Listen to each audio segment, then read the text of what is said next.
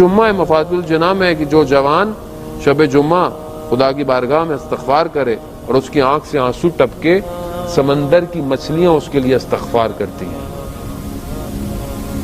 تو یہ گریہ میری زندگی میں ہے یا نہیں ہے؟ میں دیکھتا ہوں نہیں ہے۔ کیوں نہیں ہے؟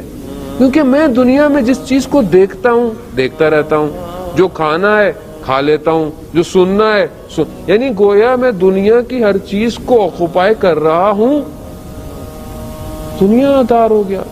اگر میں اس کو تھوڑا تھوڑا کم کروں تو مجھے محسوس ہو کہ شب میں رات کو اٹھ کر 2 رکعت نماز پڑھنے کی لذت کیا ہے، خدا کی بارگاہ میں سجدے میں گریہ کرنے کی لذت کیا ہے۔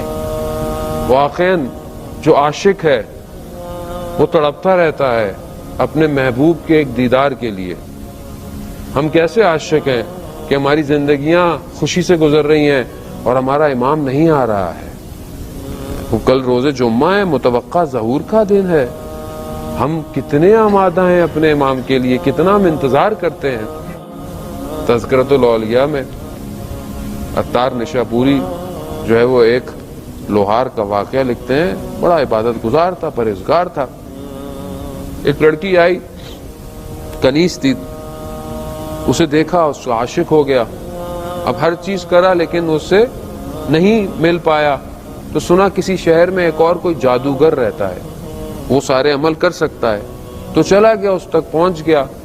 اس سے کہا کہ مجھے ایک لڑکی سے عشق ہو گیا ہے کہ مجھے اس کو حاصل کرنا ہے۔ تو اس نے اپنا جادو سے کچھ کیا تو اس نے نہیں ہوا۔ وہ کہا کہ تم نماز پڑھتے ہو؟ کہتا ہاں میں 5 وقت کی نماز پڑھتا ہوں۔ کہا اللہ کا ذکر کرتے ہو؟ کہتا ہاں میں اللہ کا ذکر کرتا ہوں، نیک کام کرتا ہوں۔ کہا 40 دن تک سب چھوڑ دو، نماز چھوڑ دو، اللہ کا ذکر، کوئی کام اچھا نہیں کرو۔ کہہ رہا ٹھیک ہے 40 دن بعد آنا۔ گیا، 40 دن نماز نہیں پڑھی، اللہ کا ذکر نہیں کیا۔ وہ انسان دنیا میں اتنا محو ہو جاتا ہے۔ واپس گیا اس کے پاس، اس نے بولا 40 دن کوئی اچھا عمل نہ، میں نے کہا میں نے کچھ نہیں کیا۔ اس نے پھر کوئی جادو سے کیا، پھر کچھ نہیں ہوا۔ کہا تم نے سچ کہا کہ تم نے 40 دن نماز؟ کہہ رہا نہیں میں نے نہیں پڑھی ہے۔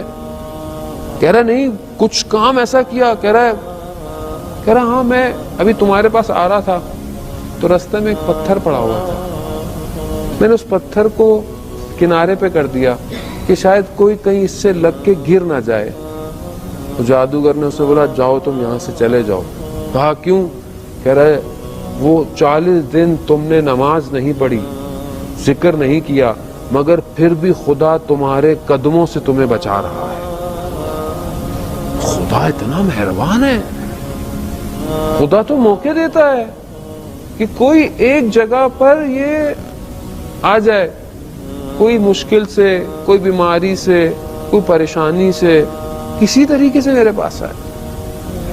فضلان محترم اگر ہم خدا کی طرف نہیں آئے، کیوں؟ یہ اندر کی جنگ ہے، یہ سخت ترین دشمن ہے انسان کے اندر کی چیز ہے۔